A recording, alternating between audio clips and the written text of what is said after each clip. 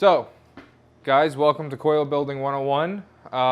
Today we're going to build a basic 22 gauge single or dual coil, and we're going to go over some different reasons why wire acts the way it acts. There's some tricks and little things that you can do to manipulate the wire to make it work the way you want it to. So basically, that's about it. So I have a question. How many of you have used a dripper before? So a bunch of you. How many of you actually have built a coil before? A few of you. Okay. So this should be interesting. All right. That's about it for the intro. Okay, now we're recording. So this is a Kennedy. This is a 3-post.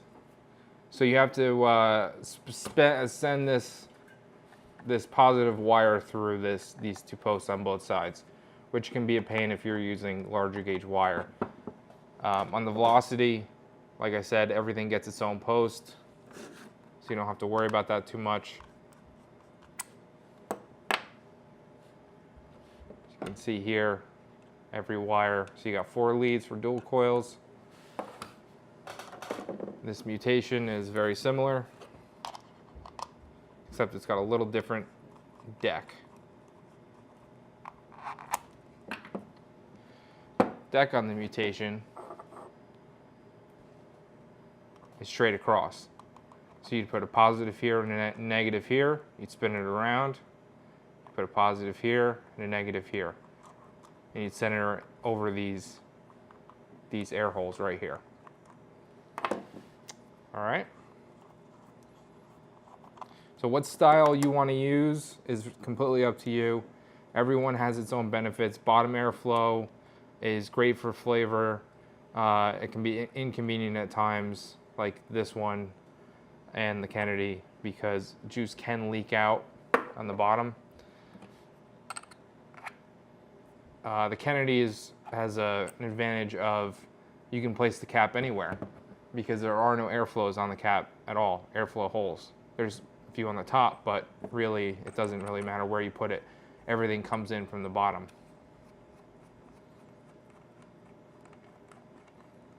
Shown here. The last one I'm going to show you is a more advanced coil or more advanced atomizer. This is for the Brave. This is the Godzilla. This is a tri-coil, and balancing 3 coils can be a lot of fun. It can be very frustrating depending on how you look at it. But this atomizer will put out a lot of vapor because of the amount of coils. The size is obviously very big, but Matt seems to like it, so wanted to just at least give it a mention. So let's start building. Today I have my wire from Vape and Wired right here, 22 gauge. And I'm going to wrap it around a 3mm screwdriver. The bigger the diameter of the screwdriver you wrap it around, the higher the resistance will be. So if you wrapped an 8 coil around a 3mm, it would be higher than if you wrapped it around a 2mm.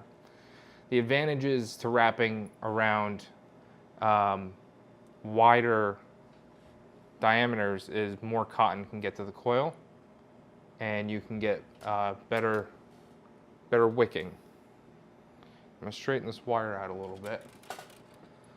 And all I'm going to do is capture one end of the wire on the screwdriver like that with my thumb. And then I'm going to slowly wrap carefully. Doesn't have to be perfect. 3, 4, 5, 6, and do 7 wraps. 7, okay? Handy tool to have near you while you're building is a pair of flush cutters. Just cut the leg off, leave a little bit of length if you want to have room to play with. Now what I do, some people will unbend this leg back. I tend to keep it. So I'll bend that forward. And another thing that I usually do, which isn't necessary, but is take a pair of pliers and grab onto the coil and give it a good pull. And what that will accomplish is to make sure that everything's nice and tight, make sure everything's uniform around the coil.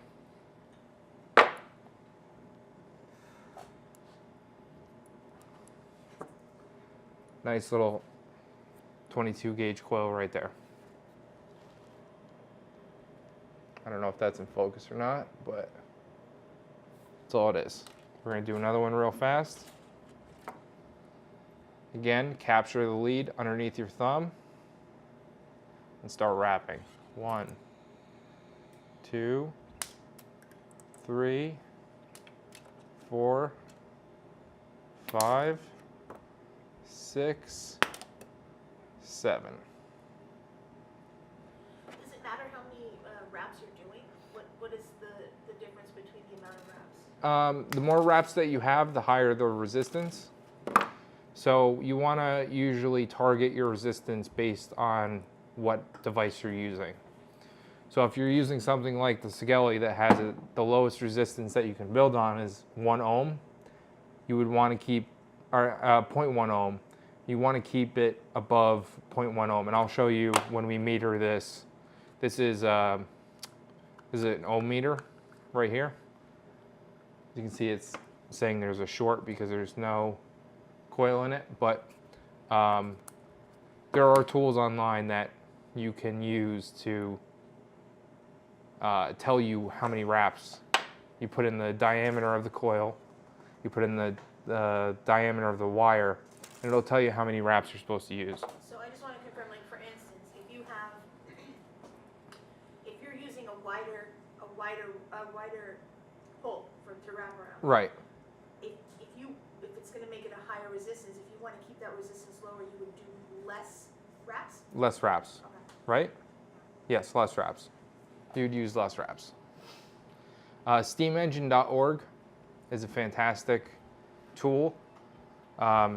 It's very easy to use. It's very mobile friendly. You can literally type in the gauge of Canthal. They have stainless. They have nickel.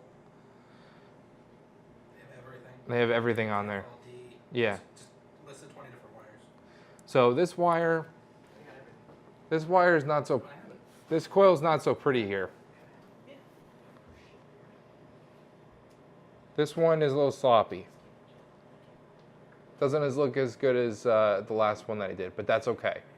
Because Canthal, you can use heat to form everything, kind of like a blacksmith uses for steel. So heat will help you, and when we get to that point, I'll show you. But for right now, this will work. As long as they both look similar, which they do. They have the same number of wraps, which they do. We're in good shape. So I have my velocity here. I'm going to open up my post holes.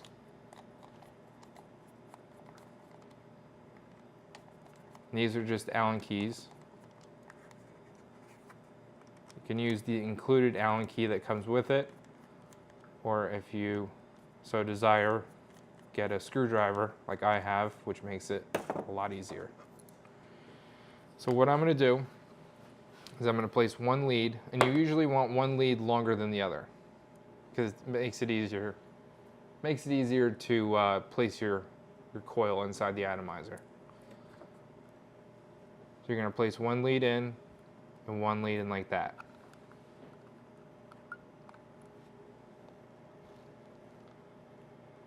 And keep your screwdriver in.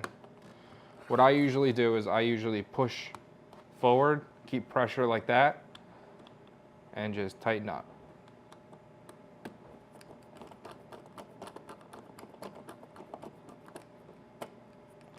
Don't want to over tighten because, oh, I tightened the wrong one. You don't want to over tighten because you can snap the wire. It'll shear the wire right off and then you have to start over.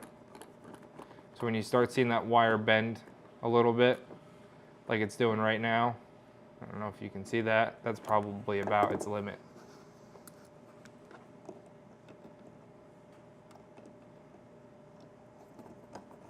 Tighten this up.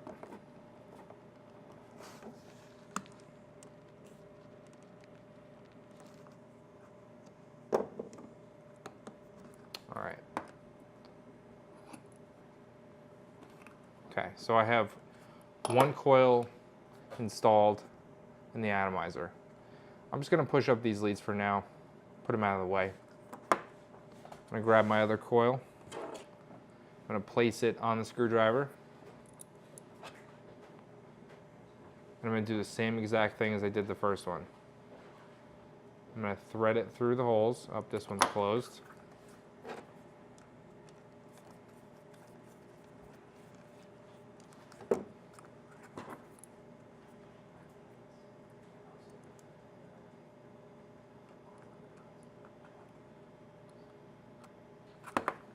Put pressure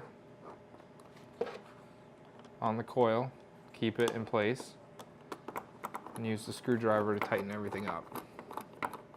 Now, one thing you want to watch out for is this lead is going to start bending up. And as this lead starts bending up, it's going to catch this coil and it's going to start deforming the coil. So just kind of keep an eye on that.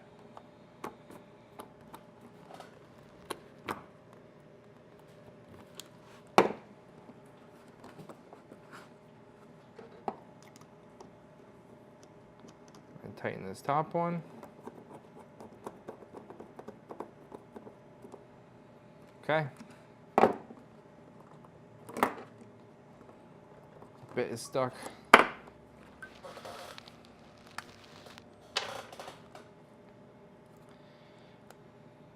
And we're going to check our resistance. So this is our initial resistance check, just to make sure there's no shorts. And it's reading in at 0.22. So this device goes down to 0.10. We're good. This will work on this device. So what I'll do is I'll take my flush cutters, and you want to be very careful because these wires will fly around and catch you in the eye.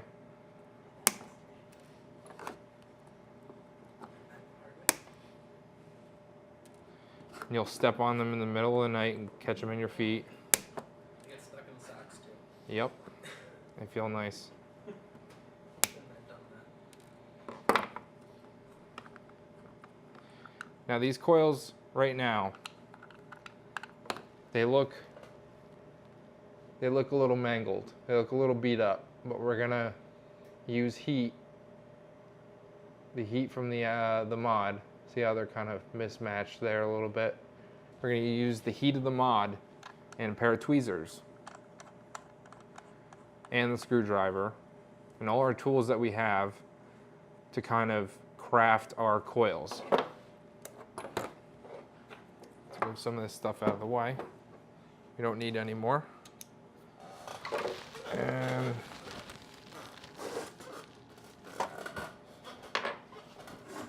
pair of tweezers. Okay. So I'm just gonna pulse fire this. I'm gonna first make sure I'm on power mode, which I am.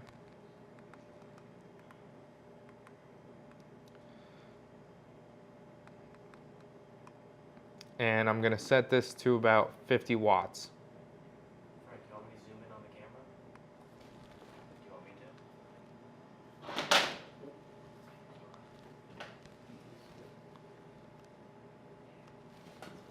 Can you read that now? No. No? Yeah, the screen's not bright enough. We trust you. Okay, it's reading 50 watts. So, where am I here?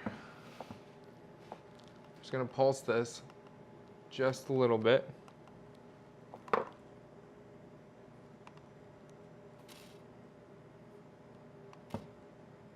You're gonna see that. See how it's starting to glow? They're glowing unevenly. Take our pair of tweezers. So I'm gonna bump this up just a hair.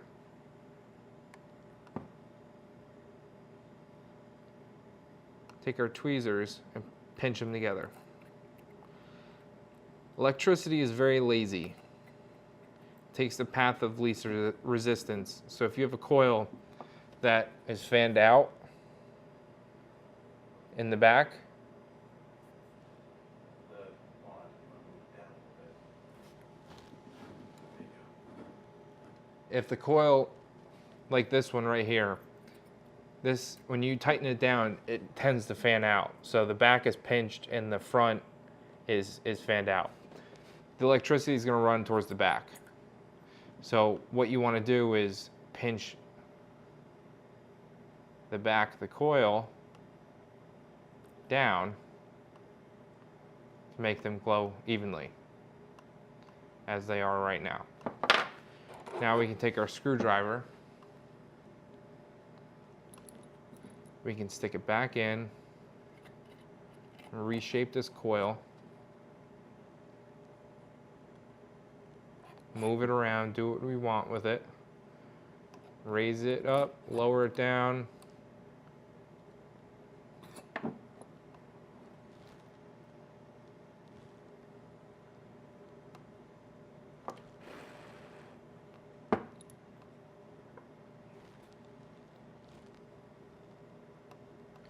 To me, it looks like they're firing pretty even.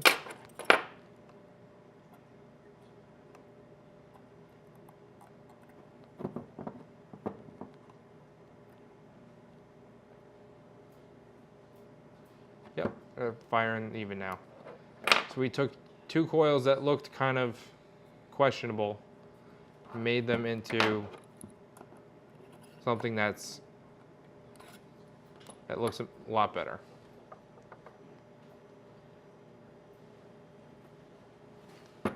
So, next step. Next step is wicking. I'm going to grab a piece of cotton out of this enormous cotton bag here. If I can get one piece. Does it matter what kind of cotton you use? Yes. You don't want to use just regular cotton that you find on the shelf at home. You want to either use organic cotton. If you want to spring for the good stuff, you can get Japanese organic cotton, which is what this is. There are other premium cottons on the market as well, but you want organic cotton. That's why my Camry dripper tasted like crap when I put normal cotton in it. It's possible, yeah. That explains it. So this is a cotton pad. I'm gonna zoom this out just a hair. So this is unbleached. This is very pure, clean cotton. It's a pad. It's got a little surface on this side. It's nice and easy to use to cut exact pieces with instead of a cotton ball where you have to pinch and pull. So I'm gonna take my pair of scissors. I'm just gonna cut a strip. Just gonna eyeball it. I'm gonna eyeball another one.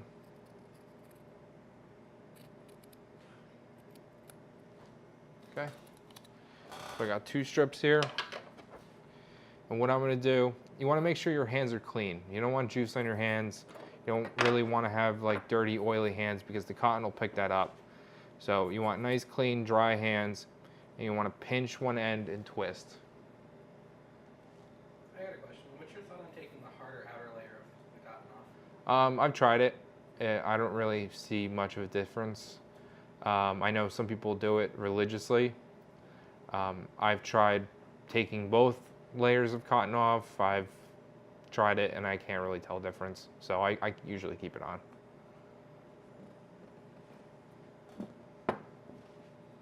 So this one end is going to get a little dirty. As you can see here, it's kind of black because it's picking up gunk from my fingers.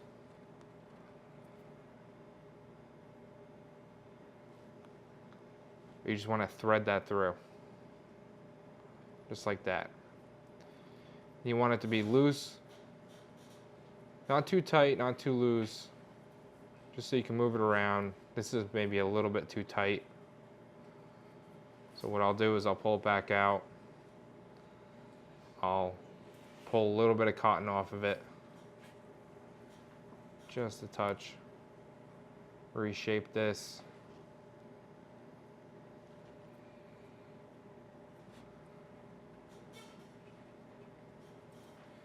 And it helps when you're putting the cotton in to twist it as you're inserting it. That's much better. That's how you kind of want it right there. Where it goes in and out evenly, nice and easy. Okay. Other side.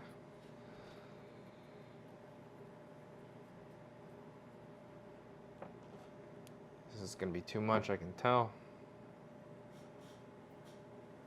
I'm going to pull a piece off here.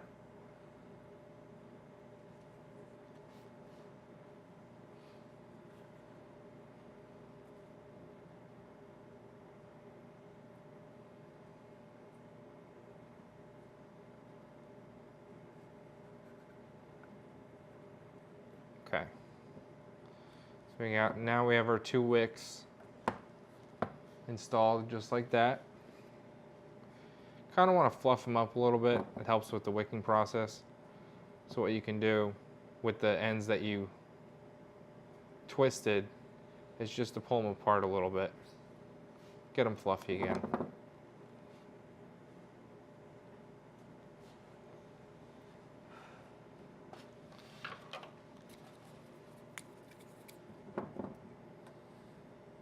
Take your scissors and leave about 1/4 of an inch. It depends on the atomizer, how deep your well is. The velocity well isn't that deep, so you don't need a lot of cotton. But for this one, about 1/4 of an inch, just like that. You can take your tweezers, you can take really whatever you want, and just roll it underneath your coil. Do that on both sides.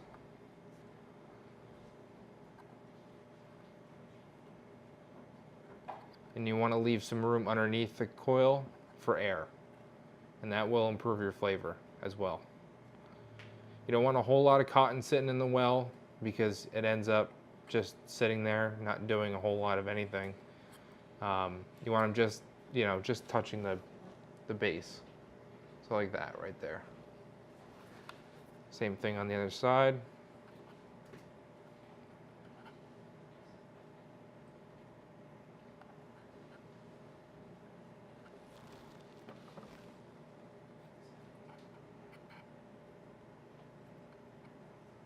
Okay. That's your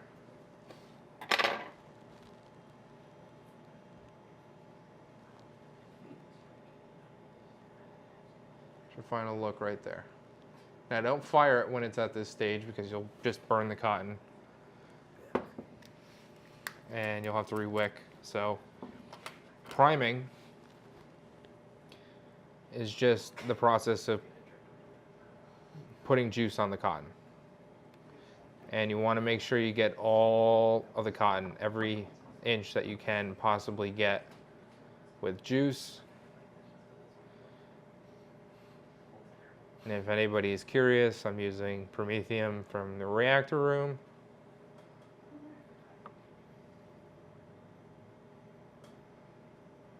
All right.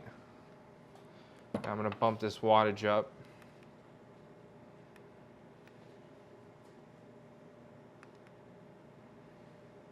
I usually like to drip around 100 watts.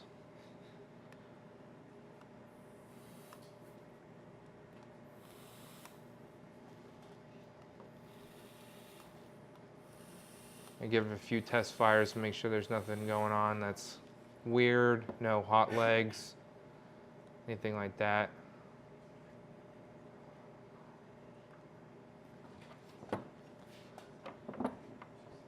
Now what you want to do on the velocity has a keyed top cap. So what that means is it can only go on one way. But on something like the Mutation, what you want to do is you want to line these air holes up. So these air holes here with your coils. So you would set it up like that, right there. The velocity only lets you put it on one way, and it clicks into place. So right there, that's it. That's all you get. And it's firing.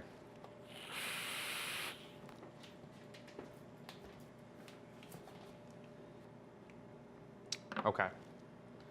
So that's about it. That's how you create a coil and wick for an atomizer. Wanted to thank Vape and Wires for their support with sending us some wire and some cotton. Special thanks to Earth's Bounty for sending us some juice and some t-shirts for giveaways, and Element e-liquids for some shirts and some giveaways.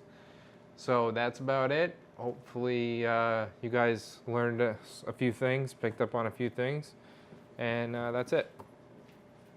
Any questions? Peter? No. Okay. You're okay? All right. Anything else you guys want to go over one more time, or pretty straightforward, right?